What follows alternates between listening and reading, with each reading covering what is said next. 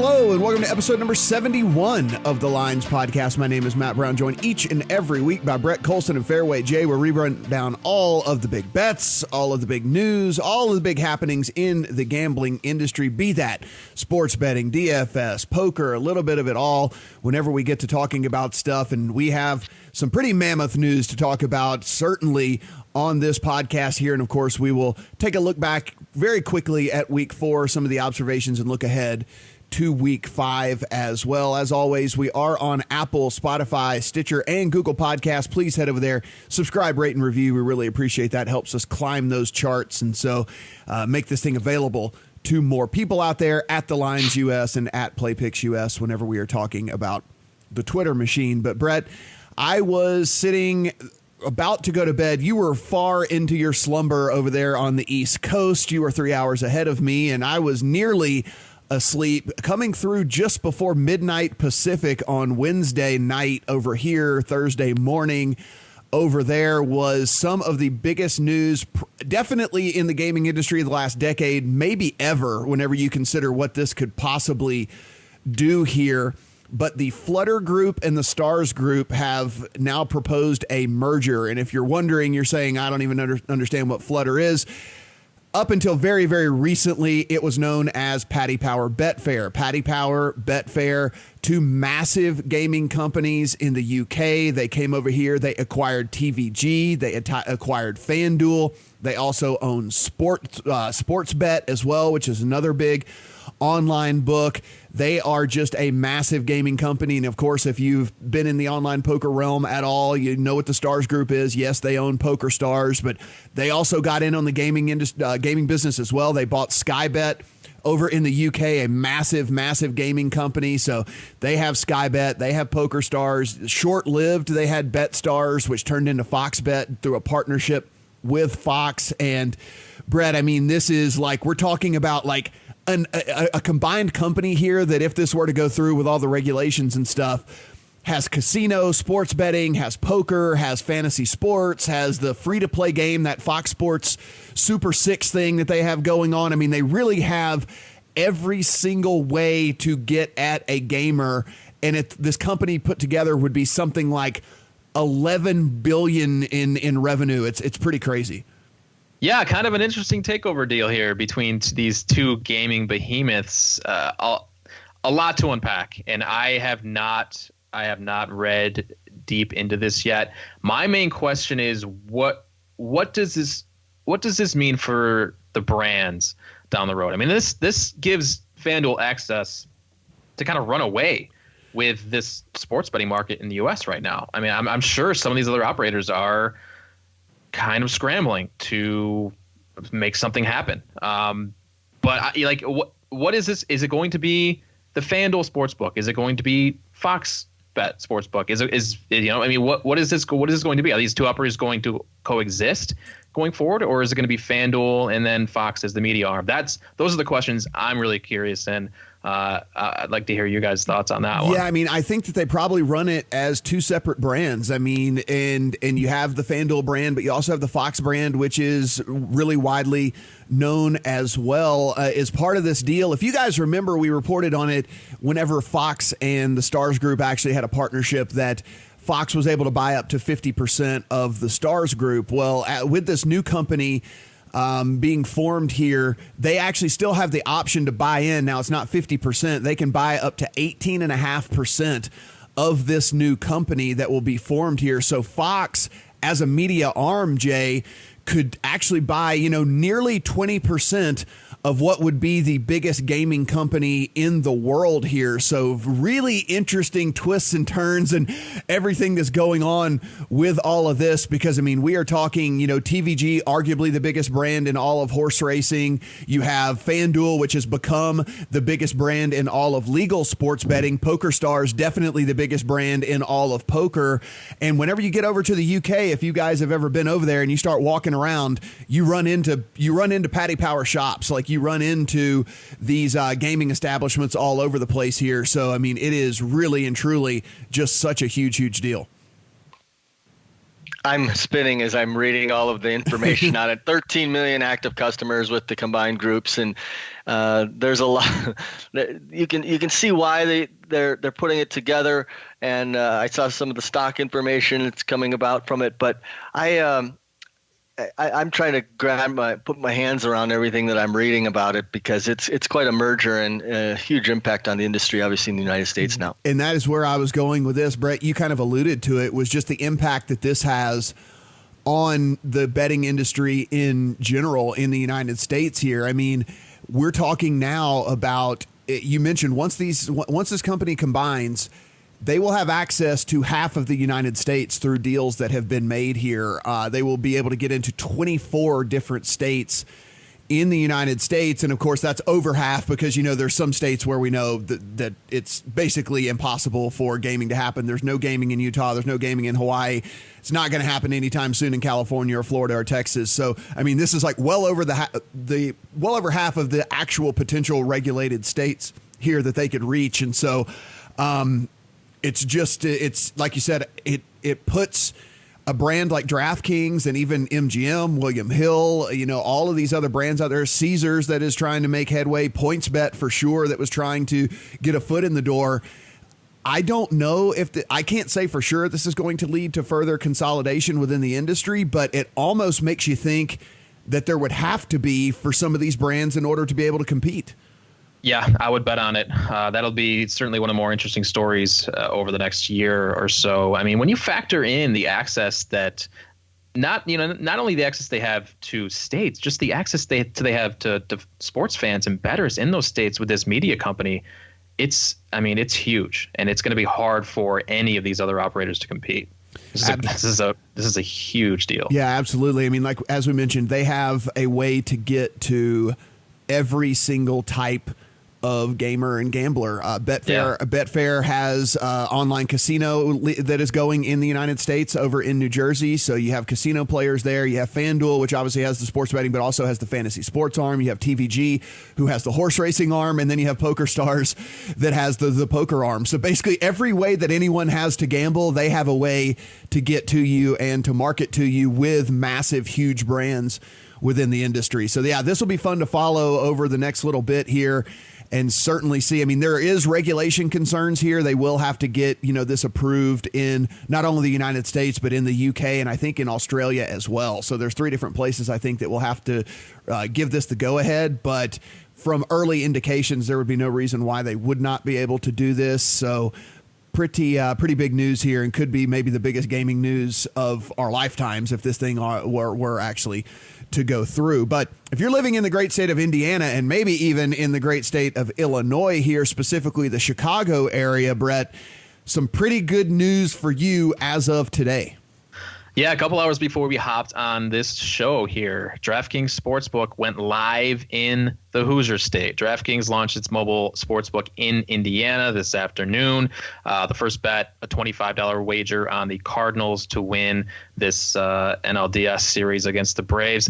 Huge news for sports betting in the U.S. I mean, Indiana, one of the top 20 states in the U.S. as far as population. A lot of dedicated sports fans reside in the state with the Colts, Pacers. You got Indiana basketball, Notre Dame football, and betting on all college sports is permitted. So, college football, basketball, anything the operator decides to list, you can bet on it. So, I mean, if you live in Indiana or, like you said, near the Indiana border in Chicago or Cincinnati, Louisville, right on the Indiana border, this is big news. And if you want to know how to sign up, get the best bonus at DraftKings, there's another sportsbook opening today in Bet Rivers. There's more on the way. We've got all that information for you at TheLines.com. We got articles going up this week. We've got a dedicated page for Indiana right on the homepage. So a lot happening in Indiana and right in the heart. I mean, every sport is colliding right now. So a good time for them to launch. Jay, we look at this, and I'm sure they are very excited that they are getting the customers there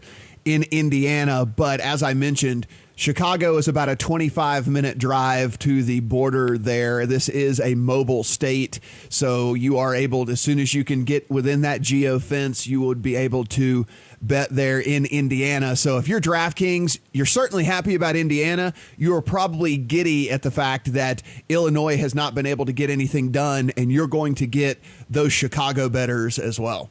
Yeah, it's huge. Again, DraftKings now in 5 states, and the fact that they're going to have the mobile availability is a big bonus as well. I've been following some of our sister companies, Legal Sports Report, posting on that and our coverage at TheLines with what's going on with the DraftKings expansion there as well. And but it's really big to see that Indiana is they've got a leg up in what's happening with the sports betting market there. And Jay, right before we came on, you popped something in the sheet here about William Hill, and looks like they are William Hill kind of breaking some ground here as well.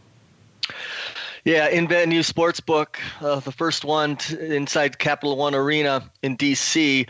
I know we're going to touch on their betting partner of the NBA, but the fact that now they're expanding into arenas, you're going to see, I think, more of that in the future. But the first big announcement is William Hill is launching in-venue sportsbook inside a Capital One Arena. And Brett, as Jay just mentioned, William Hill is the latest of the partners of the NBA, but we should definitely point out that the NBA is basically taking on all comers at this point. As long as you're willing to pay, they will make you a partner. Yeah, and I imagine this will be a really good topic on the Legal Sports Report podcast this week. I'm interested to hear that because I'm not really sure I understand why William Hill is doing this. They're the first. I mean, MGM was the first partner with the NBA, right? And right. William Hill is now the second. So, I mean, just trying to figure out what they get out of this. No, they're like the third or fourth at this point. Yeah, that's right. BetStars had done it. Yeah, that's right. Like BetStars had done it and whatever. So there's just, all these companies. I guess at the end of the day, you can go in and you can just say you're an official partner of the NBA. I mean, that might actually hold some water, that might actually help you acquire a customer that doesn't really know anything about any of these sports books. And if you're able to say you're an official partner of a league, then that might help you acquire a customer. So, I mean, I'm sure they have done their due diligence in this to make it seem like it is worth their while to do it. But I'm kind of like you. I mean, I don't know, because there is some exclusivity stuff with the MGM deal. It's certainly not exclusivity. It's not exclusivity to the data or anything like that. But there's certainly some. I think MGM's the only person that the NBA will actually promote, like through the NBA.com and some of the different little contests that they're running and all that. So you're really just getting the scraps at this point if you come in behind MGM. But listen, like I said, they're smarter than we are, so they probably figured out, that this is worth the juice is worth the squeeze whenever it all comes down to it. Last week, we mentioned on the podcast that Mattress Mac was going to go out and he was going to put $3.5 million down on his beloved Houston Astros, which was really just a hedge for a promotion that he runs for his Gallery Furniture store there in Houston. Actually, he has 3 locations of that store, so he must sell a hell of a lot of mattresses over there. But not only did he do that, Brett, which he went over to DraftKings Sportsbook in Mississippi and got that done, which I found a little interesting that they decided to have him do it in Mississippi as opposed to Jersey. But he apparently was on a flight yesterday, landed, got up this morning, headed over to FanDuel Sportsbook in New Jersey, put down another $1.5 million on the Astros. So now Mattress Mac is up to a solid $5 million on the Astros to win the World Series. Yeah, and I think he got some money down in Vegas too. So he's up over $5 million invested in the Astros. Of course, like we said, it is a hedge against his business promotion at his stores in Texas. I don't know how you guys feel about this. I thought this was way cooler last month when we were speculating about who this could be and why they want to put so much money down on this. And now these books they're rolling out the red carpet for a PR opportunity. I don't know. I've kind of lost interest in this. It's cool that the books are taking these bets. I guess that's the big story out of this is that DraftKings and FanDuel are taking these bets. But I mean, I don't know. It doesn't feel like a real bet to me, I guess is is what I'm saying. Jay, I think one of the stories here that I've been seeing on Twitter, and you might have been seeing the narrative on this as well, about the guys, coming out and saying, you remember when Vegas used to be the hub of all the big bets, and I thought Vegas was where this was supposed to be. And I think one of the things people aren't doing is looking a little deeper into this, where it's much easier for these New Jersey books to take bets like this because they're going to see or have already seen such massive Yankees action that is going to offset this. Like in Vegas over here, we're not, you don't see just incredible regional bias. You don't really see regional bias at all out here in Vegas, but we know for sure that there's regional bias going on over there in New Jersey. So they're going to get the money with the Yankees being in the playoffs. Like they're going to get that Yankees money as well, which helps kind of take the sting off of being able to take some of these bets here. So it's not really that Vegas, is taking a step back and they're not the leader anymore and New Jersey's the leader. It's just the way that the risk and the tolerance is for the two different places right now. It's just for a bet like this, they're just on two different levels.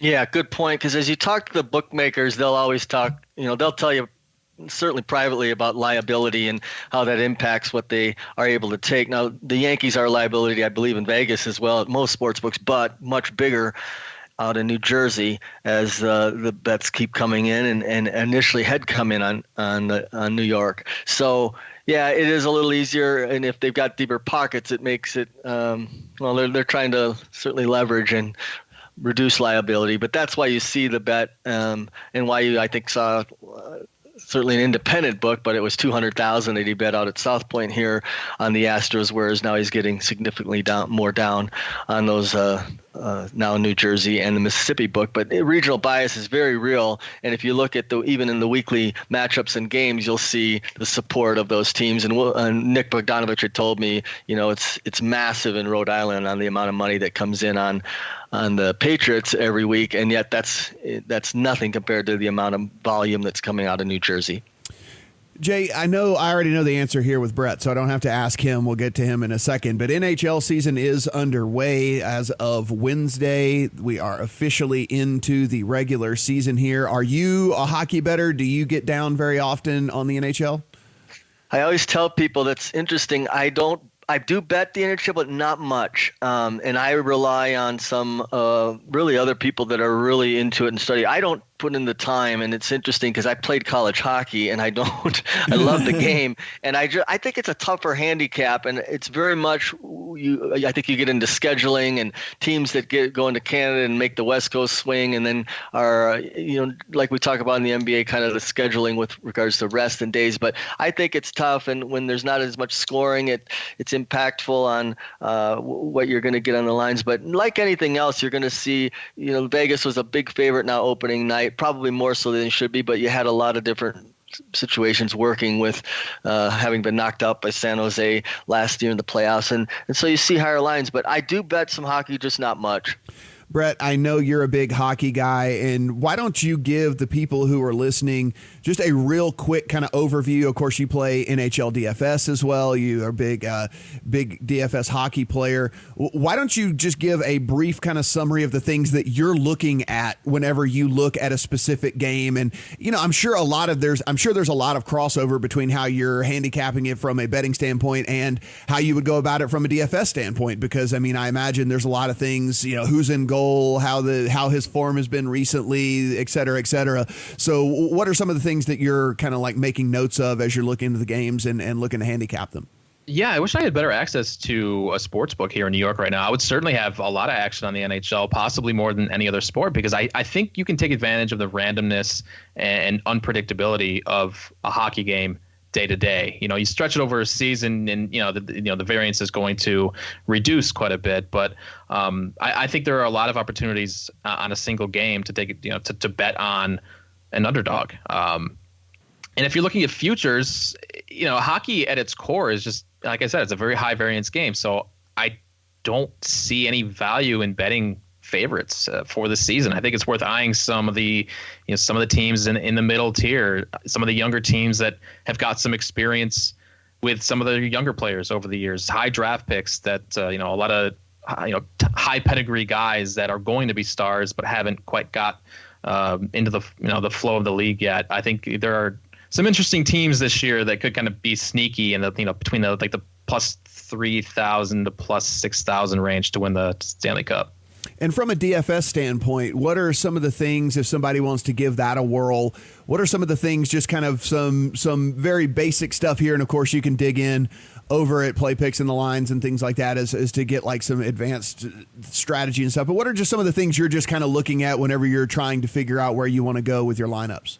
Well, the most important thing is knowing what each line is going to look like for each team. If you're playing a big tournament, you're going to want to be stacking guys who are playing on the same line because they score 2-3 goals. There's going to be, not only you're getting points for goals, you're getting points for assists as well. So you want to be stacking lines more than just like a few players on a team on different lines. Power plays are also a good thing to look at, especially if there's a guy who is maybe on the fourth line but getting power play time. He's going to be cheaper. That's a guy you're going to want to be looking at. And like I said, with betting day to day, there's just a lot of randomness. So maybe picking players on a team that nobody else is going to have. If the Ottawa Senators are playing one of the weaker teams in the league, Ottawa's terrible, but they could score 3-4 goals, maybe even 5 goals on a given night. You don't know how the puck is going to fly around the net. So I take a very contrarian approach to DFS hockey, and it's worked for me pretty well in the past. So those are the kind of things I look for. Vegas, you guys mentioned, did open the season last night. They had a 4-1 win over San Jose. It was the most bet regular season game in the history of the Westgate Superbook. So everyone who said that this wasn't going to be a hockey town and that this was never going to last and it would be a flash in the pan, Brett, I think that might even have been you over there saying things like this. It's always nice when you're winning. I would like to see what this city looks like when eventually. It might be a while because they're really good right now. But when they have a few losing years, I'm curious to see what it looks like. But yeah, right now, that is a hockey city, no question. It was. Again, most bet regular season NHL game in the history of Westgate, and then on top of that, another stat that came out that they shot over to us last night when I was on air over at VSiN was they got 10x on the Vegas San Jose game than they got on the Rays A's wild card baseball game. Wow. Oh. It's crazy that is just the fever that is going on out here on the West Coast for hockey. It's pretty nuts. And the puck line cashed as well, which brings me to a question. Are they going to, and Brett, do you see this offshore? You can bet, half a puck instead of laying a puck and a half. We don't see that in Vegas, and we don't see that in most of the U.S. books. Is that coming, do you think? Do you think you'll see Westgate or others at some point offering a half puck line? Good question. I don't know. I've never bet a half puck. I don't look offshore, so I haven't seen that. But that's kind of interesting. Yeah, at DraftKings you can do alternate line and you can get one. Right. They don't do half puck, but you can just get it at one. And so they do offer that over there if that's something that you guys are kind of like looking at as well. As far as these futures go, Brett, you being our resident kind of real hockey guy here, Lightning 750 to win it all, the Leafs at 900, Vegas at 950. Then you kind of get into the double-digit favorites here. Bruins 13-1, Stars 13-1, Avalanche 17-1. Same with the Predators and Capitals. Is that the kind of sweet spot you're looking at, or are you looking even deeper? Are you looking more into the 20-25-1 type plays when you say that you'd rather take one of these underdogs? Yeah, I'm looking deeper. Just looking at what we've seen over the past couple of years with Vegas kind of coming out of nowhere. Last year, the Blues, that happened mid-season where they just kind of caught fire and went on a rush that we've never seen before. So I'm looking even further down there. I think I saw the Coyotes are between 40 and 60-1. That's a team that nobody's looking at, but they should be because they've been bad for a long time. And some of these early, first round draft picks are coming up, and they're going to be good hockey players. So that's a team that I think could be sneaky. Connor McDavid and Edmonton, all the way at the bottom. You never know. So That's the tier I'm looking at. I think it's wide open again this year. I don't see any value in betting a Tampa Bay team as good as they are at plus 750 when playoff time, you just don't know what's going to happen. We've seen it year after year. Or goaltenders go down and might have injuries out, because that's the most impactful. Goaltending's obviously huge in hockey. Yeah, and goaltenders get hot at certain times. You just but we saw it last year with the Blues. It's a really interesting sport. You ready? You ready for my highly informed pick here? Let's go, man. I'm going Carolina Hurricanes at 21-1. That's what I'm going with. Look, they made a deep run last year too. 21-1 is where I'm going on them. I actually think the winner is going to be the Dallas Stars. That's what I'm going with. But I mean, I don't want to bet them at 13-1. I'd rather take the longer shot at 21-1. Yeah, understood. So that's how I'm going to go that. And speaking of regional bias, we were just talking about regional bias when it comes to some of these other things. Brett, some pretty decent regional bias at DraftKings. Yeah, before the season started, DraftKings sent us some funny information here.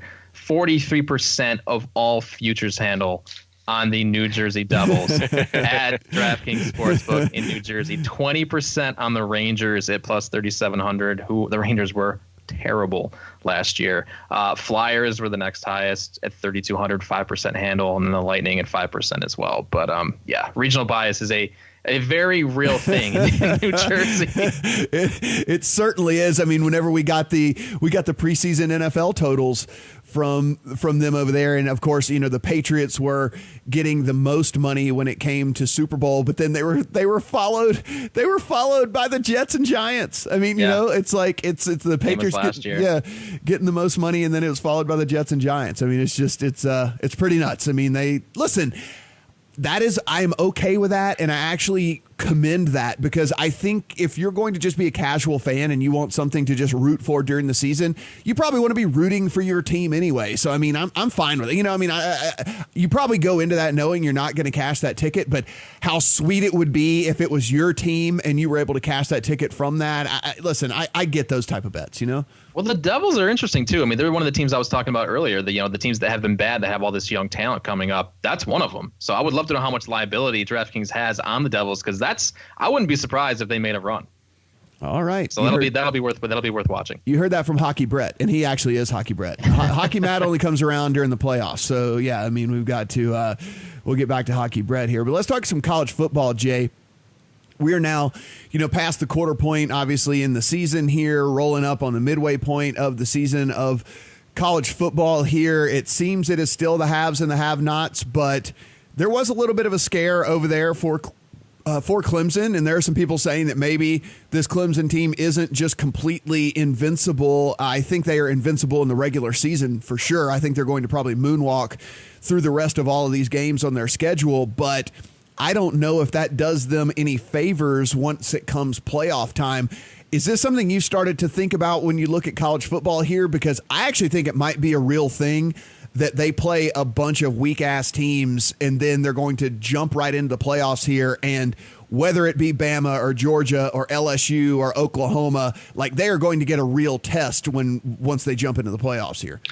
Yeah, I'm learning a little lesson again. I go through this. I like to play even some of the bigger underdogs, and you're seeing some just huge routes and scores by the teams in these non-conference games. But like you said, now Clemson goes on the road and gets a real test from North Carolina.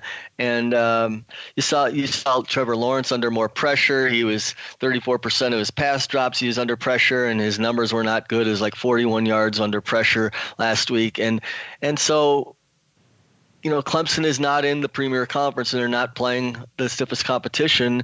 And I always believe at some point during the course of a season, even the best team is going to come up with a real challenge, and maybe this was theirs. But to only have 331 yards offense is obviously really down for them last week. And moving forward, you just have to understand that you're going to pay a premium on these teams and prices, and you got to find the right spots. And then that's the difficult part is our teams. You can't just look at the scores. You got to dig into the box scores, but in this case, Clemson, 5 interceptions now for Lawrence on the year. That's why you're seeing him drop way down the Heisman odds. And as a team, their defense is obviously very strong, but their offense isn't clicking quite as what it was. And in saying that, I noticed that they still are scoring 38 points per game through 5 games, which is exactly the point per game production they had through 5 games last year, and then they just exploded. So they're still very dangerous and clearly the best team still, but got a real scare from North Carolina last week. Brett, we look over at these futures and how things are playing out here for the title. Clemson's still the favorite at DraftKings and at FanDuel. At FanDuel, looking at the Pennsylvania FanDuel book over here, Clemson plus 180, actually, which is even lower than Clemson plus 200 over at DraftKings. Bama, 250 at both shops. You can get Georgia at 800 as opposed at FanDuel as opposed to 700 over at DraftKings.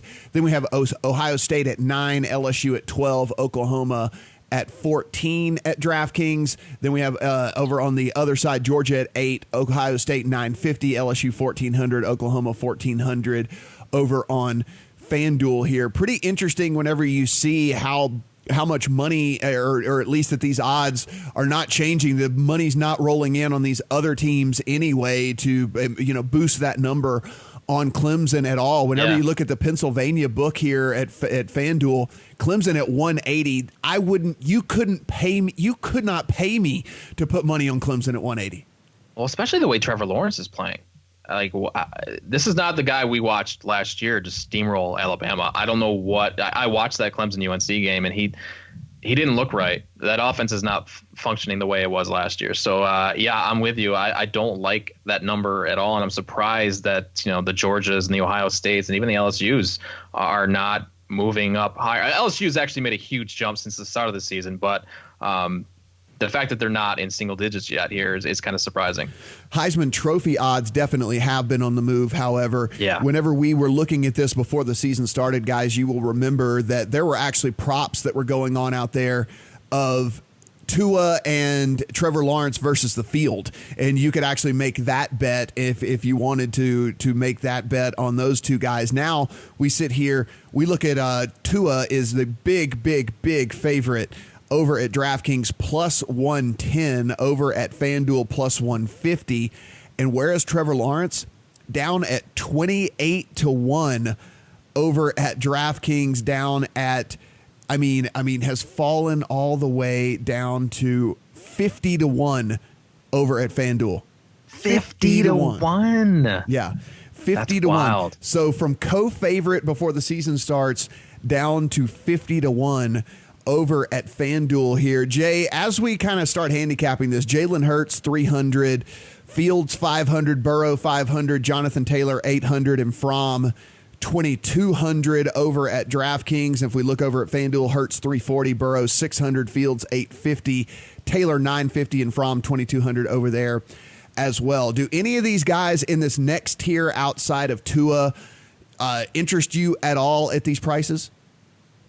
No, and the Heisman race is certainly gets publicity and recognition. I personally don't play it.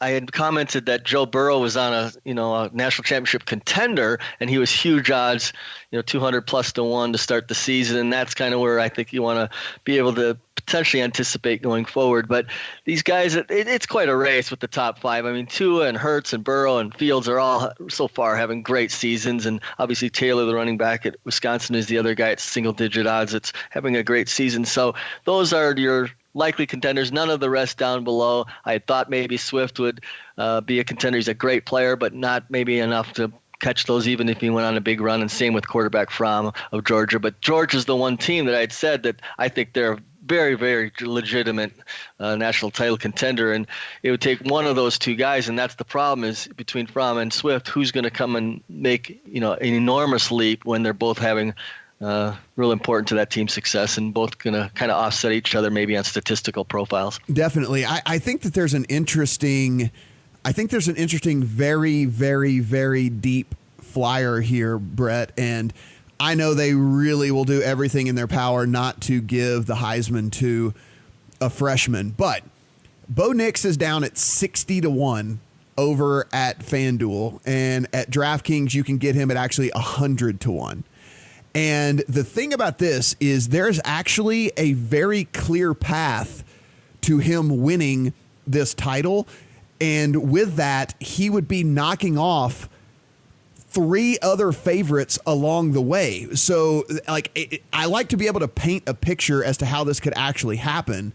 And if Bo Nix were ever to have a chance to win this, he would have to get through LSU, Alabama, and then Georgia in the SEC championship game, and then probably beat a Jalen Hurts or a, let's call it a Jonathan Taylor, whoever it might be, Justin Fields in the playoff as well. So while he would have to win a whole bunch of very big games, he actually is picking off all of these other contenders along the way as a way to do that. And so if you just want to take a massive flyer on something that has a very, very small chance of happening, but there is a realistic pathway to it happening, I think it's pretty. I mean, some of these other guys that are just, look, Jacob Eason, it's never happening. Higgins, Judy, all these other like super long shots, whatever, it's never happening because they're never going to be in the position to where that could happen. If Auburn were to run the table and get to the playoffs, I mean, it's a very real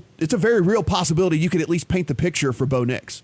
If you like Bo Nix, do it now, because it all starts this week at Florida. If they go into Gainesville and win that game and he just lights up that defense, his odds are going to fall to like 40, and then they just keep dropping if like you said, they just run the table. So I think right now is probably the best opportunity to go and get Nix at 100-1. If you think that's possible.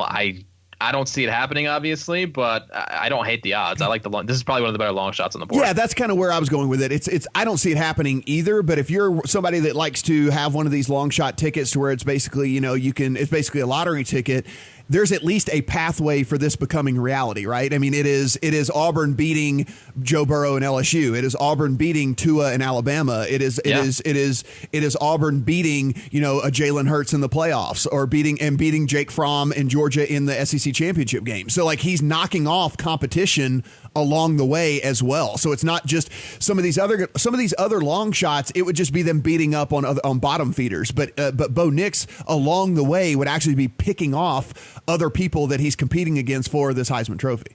I don't hate it, man. I kind of like it. Yeah, it's pretty interesting. I mean, listen, 100-1. I think you could do worse with your money if you want to try and take a lottery ticket thing here. All right, Jay, let's start with week 4 in the NFL real quick, and just something, maybe a takeaway that you had from this past week that you can share with the listeners to kind of, help them as we move forward here into week 5 of the NFL.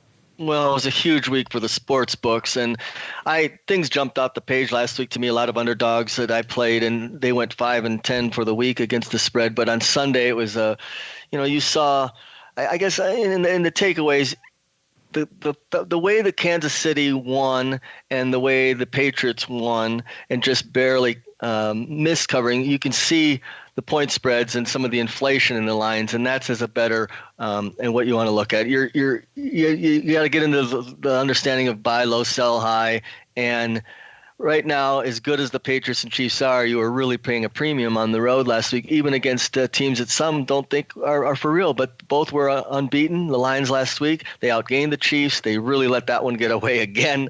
Thought they should have had the win, and obviously had the Kansas City in a 4th and 8, and then New England, after a strong start, 13-0, thanks to defensive play and the block punt, they get outplayed and outgained pretty badly, but 4 Bills turnovers did them in. And my takeaway was that underdogs had a huge week, and you need to just understand these road favorites, especially laying the prices. Even the best teams you see that may not cover and really were vulnerable to be beat. And we saw a number of outright upsets last week, obviously with the Raiders surprise and the Cowboys going down in New Orleans and Jacksonville at Denver. So I'm an underdog player. It was a good week, but you got to recognize the road favorites, especially when you're starting to lay prices, can be risky.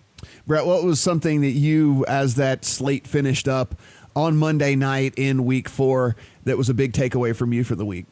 I mean, we've seen it every week so far this year, and it continued in week 4. The gap in not only coaching but talent from the very top of the league to the very bottom is just so large right now. And I think, the game on Monday night with the Bengals, it was a great example of a poorly coached team that just can't. I mean, look, Pittsburgh is not good.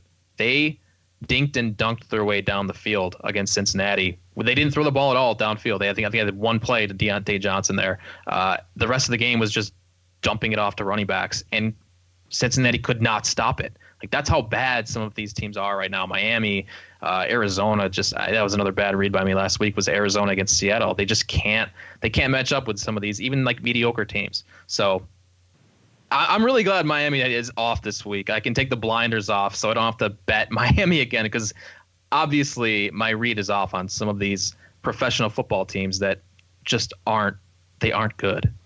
I think my biggest takeaway of the week was I am really going to start increasing my stock in these really good defenses that are playing against teams with kind of middling to anemic offenses, even if I think that team has an anemic offense as well. Fortunately, I was on the Titans last week, but they certainly fit that bill. I still think that offense is pretty much garbage, but that defense is good enough to where if they're playing another team that has a sketchy offense, they are going to be able to prevail. The same, I think, could be said for the Bears. There's no question that Bears offense is absolutely putrid and pathetic, but that defense is so good that they can play against these other teams that just don't have any creativity, that don't know how to go in and game plan properly.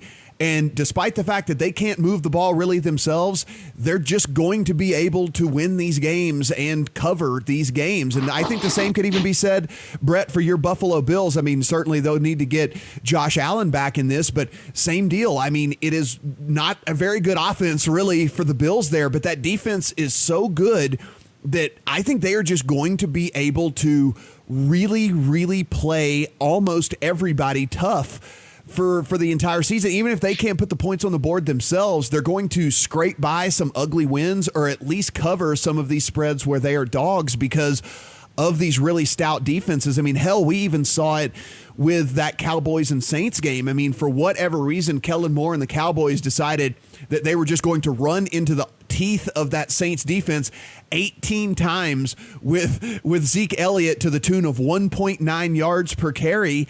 And that Saints defense just bottled them up and was able to squeak out a disgusting win where they didn't even score a touchdown. They kicked 4 field goals and were able to win the game outright. So I think I'm going to really start weighting these defenses, even when I am not in love with the offense. Again, I'm not in love with the Saints offense right now. I certainly don't think that they're even in the top half of the league right now with the way that they're playing, but the defense in certain situations, especially these run heavy teams, they have a very, very good run defense. The Titans, where these other teams rely on big splash plays, kind of like the Falcons, the Titans play that bend but don't break defense, keep everything in front of them. Julio Jones and Calvin Ridley can't bust off those big 40, 50, 60-yard plays and stuff. They're able to get it done. And, kind of the same thing with some of these others, which is why I might look into this 49ers team a little bit heavier as well, because I think that defense is pretty legit. I certainly don't love that offense, but if they're going to be able to limit what these other people can do, I think that maybe some of these pathetic offenses are just going to be just a little less pathetic than the other team that they're playing. And I might have to start backing them, even though I can't stand, watching the game itself because of the play calling and how they're utilizing some of these people on their team. Yeah, especially if they have a good pass rush. And that was one thing I identified last week was, defenses that have a great pass rush against offensive lines that can't contain them. And that started with Chicago last week. The Titans were one of those sides.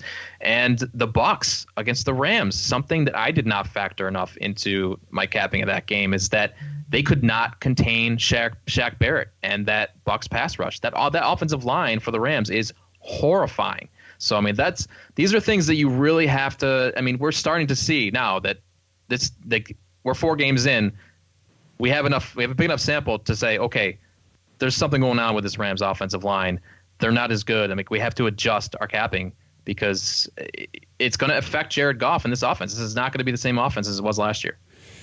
All right, so let's look ahead here to week 5. But before we get going here, I mean, one of the things we don't talk about, I think, enough on the show, and I'll try to start doing that a little bit more, is some of the props out there. I think if you're trying to just beat the NFL on a week-to-week basis, strictly betting sides here, it's very, very tough. The lines are so incredibly efficient. The way that the market moves and shapes everything, it's tough to do. But, I think that some of the prop bets out there are certainly exploitable, and certainly if you have kind of your own projections and you have your own idea of how games are going to go, I think looking into a lot of these player props, especially our friends on the East Coast, I mean, they're not as readily available to you and I over here in Vegas, but I mean, there are literally 100 bets you can make for every single game over on the East Coast between DraftKings and FanDuel and PointsBet and all these different books and stuff that are running out all these crazy props and stuff that you can look. And I think there are inefficiencies in these lines, and I've found them. I've just not been able to play them because I don't live in Jersey, but certainly something I think that our listeners should probably look into a little bit more, especially if they want to take this a little bit more seriously and try to make some money.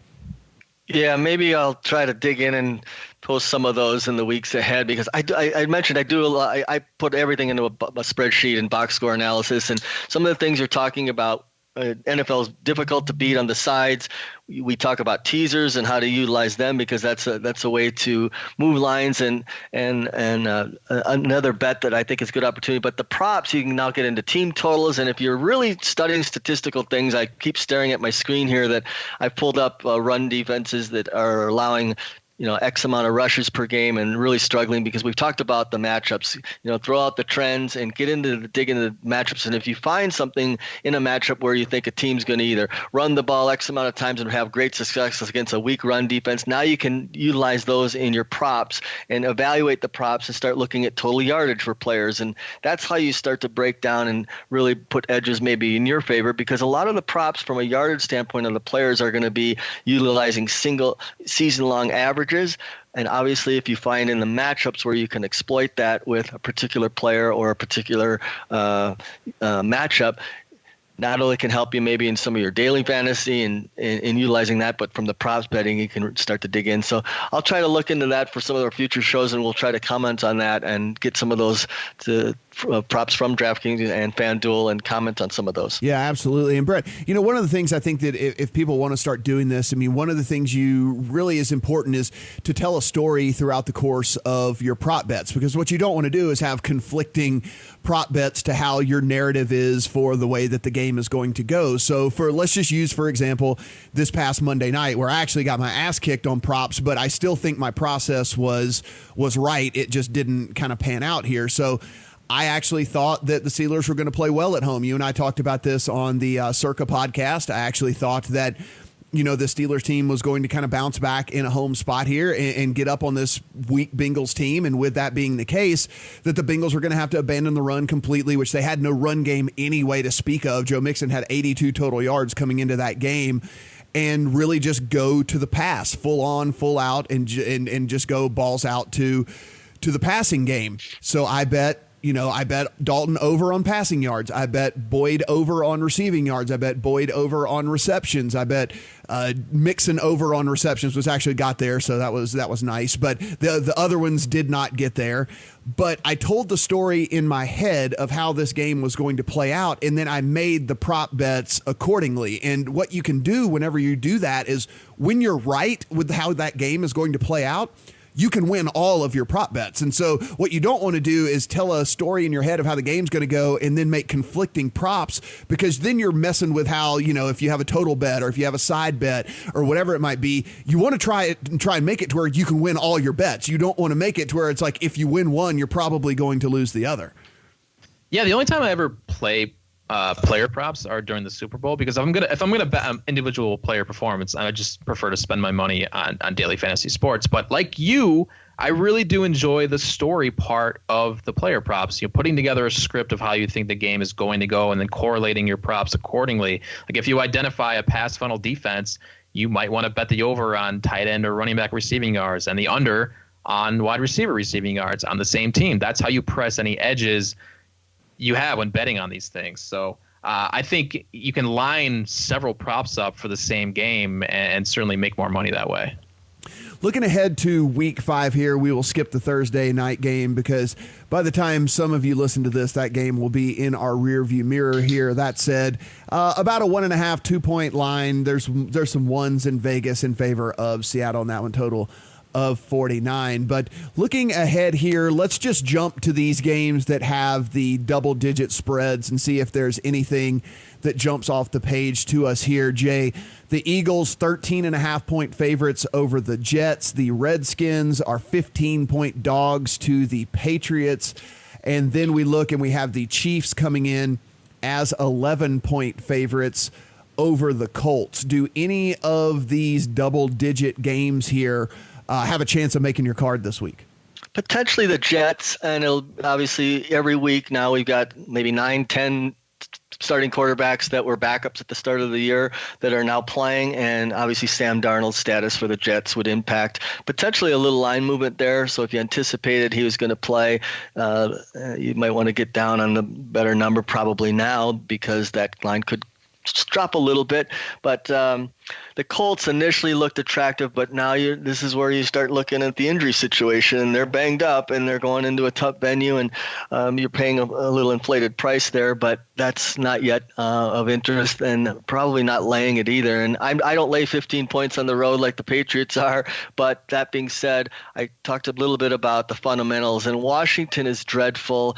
They're allowing over 30 rushes per game. That means the teams are just lining up and running over them at the point of attack. And if you can't control the line of scrimmage, now you're going to give Brady even more options to balance it out with the passing game. And I think maybe as you start to talk about how do you project the games playing out, that game is they want to keep Brady healthy. They're probably going to just run the ball more, and that keeps the clock moving, and that's probably why you've seen the total drop. And that was my interest in that game, was to play under the total, because I don't see Washington against that defense of the Eagles and potential quarterback change for the Redskins as well, being able to produce many yards or points after a real rough week again last week. Brett, it's tough to navigate these double-digit spreads here. Do any of these games pop out at you? I mean, I guess the only thing for me, and I don't typically like to lay these big numbers here, especially on the road, but I think if the Redskins come out and say that they're going to go with Haskins again, that it at least I will dig into it a little bit further and see what's going on there, because he looked absolutely dreadful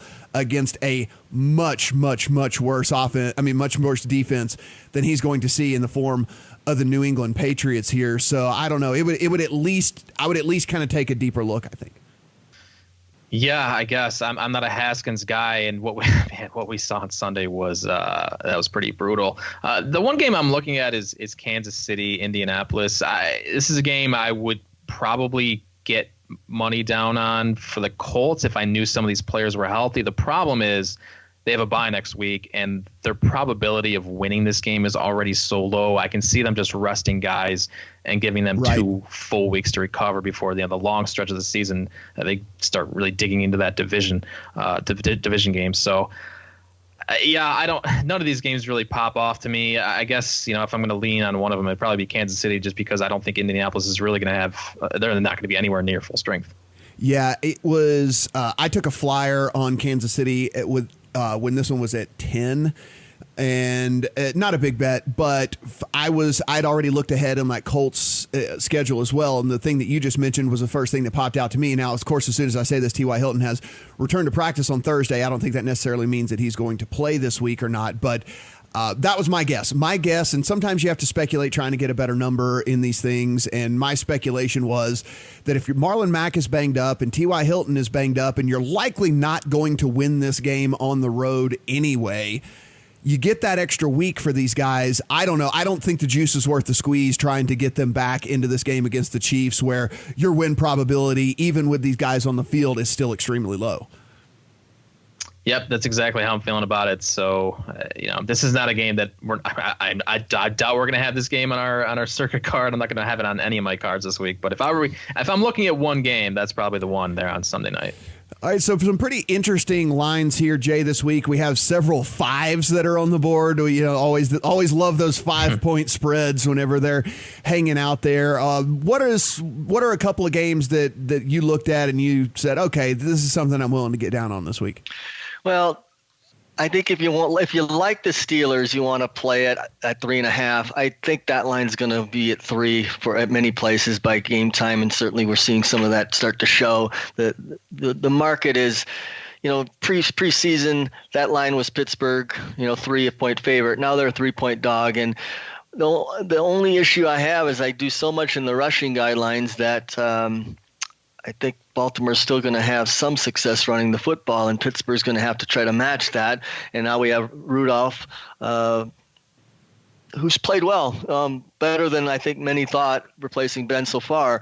But that's the game that is an underdog, and there's not many that I'm probably going to be on more favorites this week. But the Steelers back home as an underdog above 3, and even at 3, I think is a little reaction to what we've seen out of the Steelers. They showed well. They're on a shorter week, but the real Ravens, after playing Miami in the opener and some weaker opponents, they were exposed last week by the Browns, and to go on the road in this environment against the big rival, I think is a little tougher.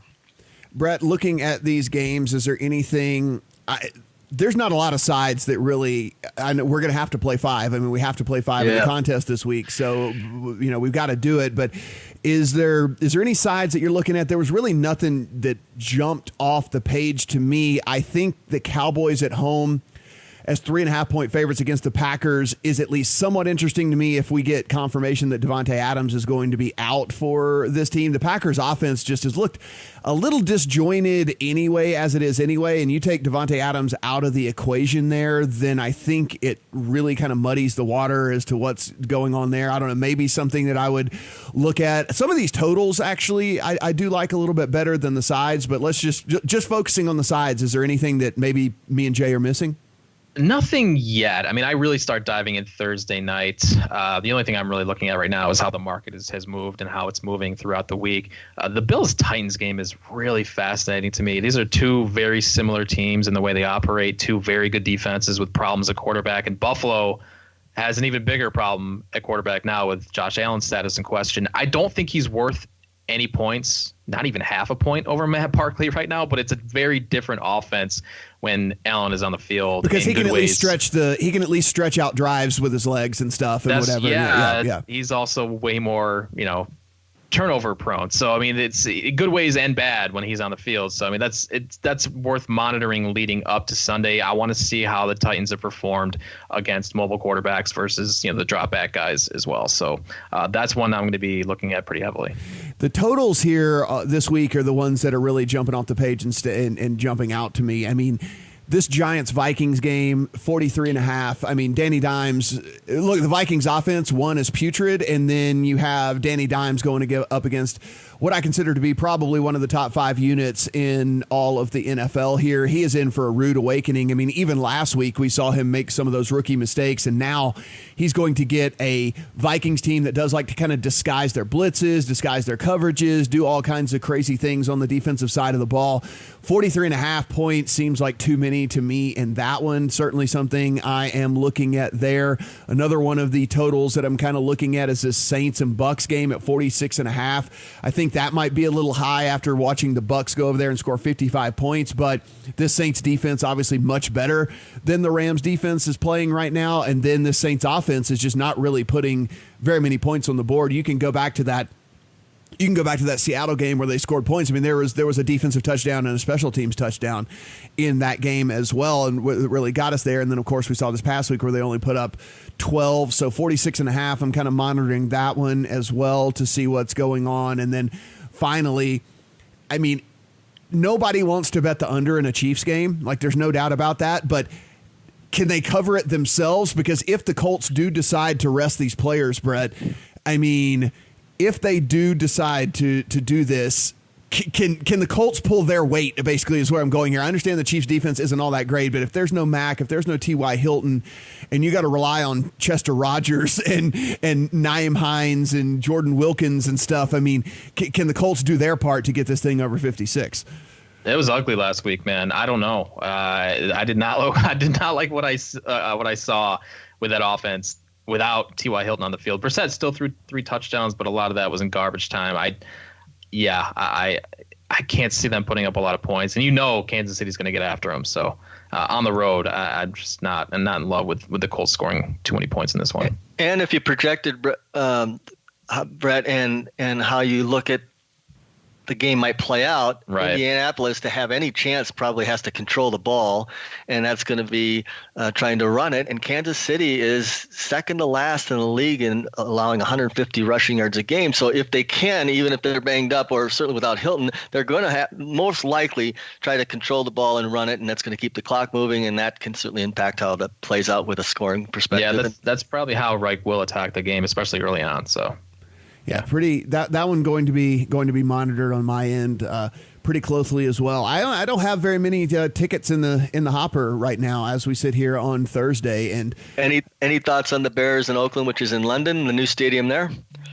Yeah, I'm gonna not watch that game. That's my thought. My thought is I'm gonna not watch that game because, good Lord, no. I mean, my initial lean of course is to the Bears here. I don't think there's any difference in Mitchell Trubisky and Chase Daniel whatsoever, and I think we probably saw that in the way that these lines were instantly posted, the totals were instantly posted, the futures didn't even come off the board whenever it was said that Chase Daniel was going to start. I mean, normally if this was a situation with any quarterback that anyone thought was even halfway decent, that those bets come down off the board, then they repost them with different odds. Like, it didn't even change anything when they went to Chase Daniel here, which I think speaks volumes. Yeah, the market is wise to Mitch Trubisky. 5, though, is 5 too many for this Bears team? I mean, I thought it was too many last week again, but I mean, I think this defense is like good enough to basically stymie just about everybody, and this Raiders offense, I mean, again, this is like now the third game in this road trip from hell for the Raiders team here. I don't know, maybe 5 is a sneaky play on the Bears. Yeah, we're seeing, again, all the travel the Raiders are having to do, and this defense of the Bears is obviously top-notch. And I don't know how they're going to score too much here. The total's reflecting that. We're seeing it down even below 41 in a lot of places now. But if the Bears can control it and shut them down, then 5 is going to be a relatively cheap number, I think. If you don't think the Raiders are going to be scoring much, then you'd lay the points. As always, guys, you can head over to TheLines.com and you can take a look at all of the stuff that we're talking about here in written form. You can see some of Jay's great work over there as well. And, of course, we're real proud of the new odds feed that we have on there, so be sure and take a look at that. We have it for not only New Jersey but for Pennsylvania as well. And then, as Brett mentioned, in just a day or two, we will have the very, very best offers you can possibly get in Indiana if you want to sign up for an account over there. So if you're not just rushing to get it done, hold out for a couple days and then head over to the lines and take a look over there, because we always have not only free money offers, but bet match offers and free bet offers and things like that. And just exclusive to us at the Lines and Play Picks. And so certainly you want to take advantage of that stuff as opposed to going and just getting the generic offers that are offered out there. Take advantage of all that. Those are all, it's all plus EV, Brett. If we're going to try and beat these books, we need to at least take their free money if they're going to give it to us. Oh, yeah. Sign up for all the books. Take advantage of all the offers that you get, and then decide where you want to spread your action out, depending on what the lines are and everything else. So, yeah. Guys, good luck in Week 5 with all of your bets. For Brett, for Jay, I'm Matt. Talk to you guys next week.